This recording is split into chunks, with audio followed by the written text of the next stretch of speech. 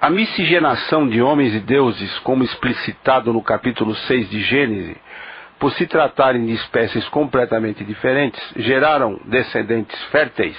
Se sim, ainda existem descendentes desse cruzamento, ou também foram todos exilados ou extintos do nosso planeta? Bem, esse tema, ele não é dos mais apropriados para a nossa sensibilidade aqui na Terra.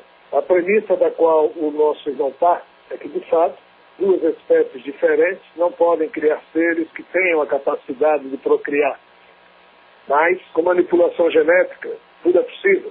E entre os descendentes dessa interação inapropriada de seres extraterrenos com, em especial, mulheres terrenas, terminaram, sim, nascendo seres com capacidade de procriar. Alguns deles tinham essa capacidade de procriar, outras não conseguiam. Foi um período muito politicamente incorreto para os valores que hoje nós temos enquanto seres humanos no campo da decência e da dignidade existencial. Mas nos tempos em que isso ocorreram, valores tais quais decência, dignidade e ética simplesmente não existiam.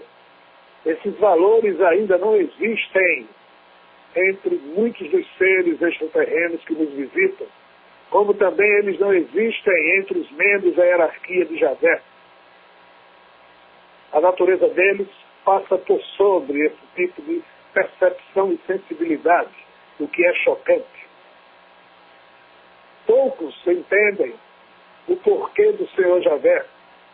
Nos tempos em que Moisés saiu com as tribos hebreias do cativeiro no Egito, mesmo depois do tempo de vida de Moisés, quando Josué assumiu o comando do povo hebreu, poucos compreendem o porquê do Senhor Javé ter mandado Moisés e depois Josué passar, abre aspas, a fio de espada, todos os povos, ou melhor, todos os descendentes de certos povos nômades e de alguns outros estabelecidos em torno do deserto da Arábia e de outras porções daquele grande deserto. Poucos compreendem essa aparente atitude sanguinolenta de Javé em insistir para que Moisés não deixasse uma criancinha só viva de um determinado povo. Aos nossos olhos, obviamente, isso parece criminoso e é.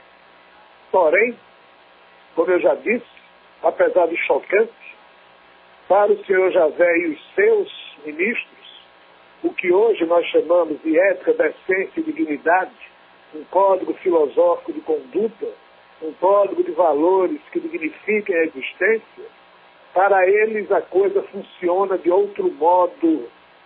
Eles fazem, entre aspas, sem maldade, sem ódio, o que, pela sua necessidade doentia de sobreviver a qualquer custo e de levar adiante o plano que eles traçaram como sendo o único capaz de reintegrar o Senhor Javé e os membros da sua hierarquia a uma condição existencial que eles perderam quando na criação desse universo.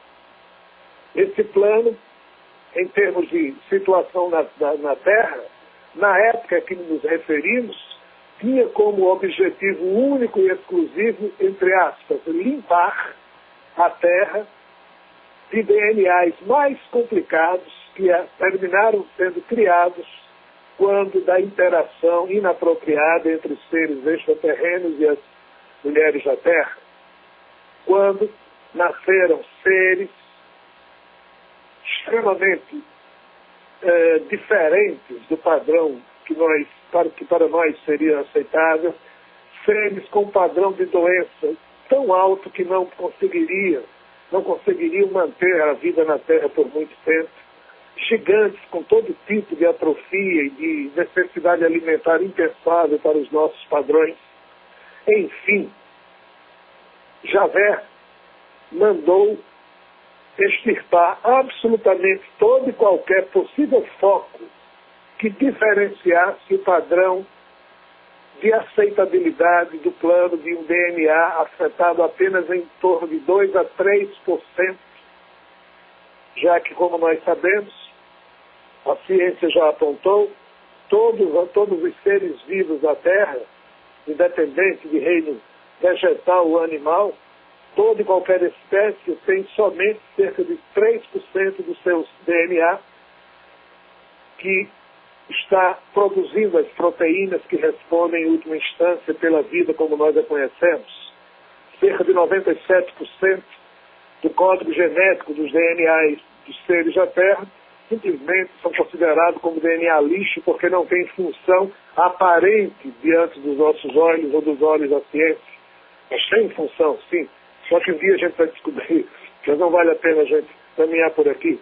O fato é que, quando esses seres foram produzidos, na ótica de Javé, o seu plano, que já havia dado errado quando a espécie Homo sapiens se tornou capaz de perceber, ainda mais que os próprios deuses, certas questões da vida que nem eles podiam e podem perceber.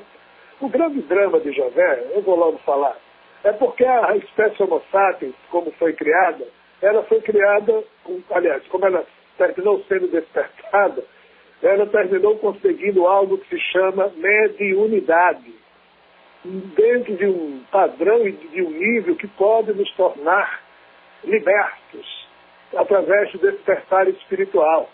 E isso para eles é muito mais complexo e difícil, para muitos deles simplesmente impossível, e para nós é fácil. Pena que nós não levemos isso a sério. Pena que o despertar espiritual para muitos de nós ainda é assunto religioso, ou assunto de espírita, ou seja lá o que alguém possa pensar em torno da questão. O que mais limita um ser humano é o que ele próprio pensa a respeito de tudo e dele mesmo. O que mais limita a capacidade de um ser humano é a sua crença pessoal nisso ou naquilo.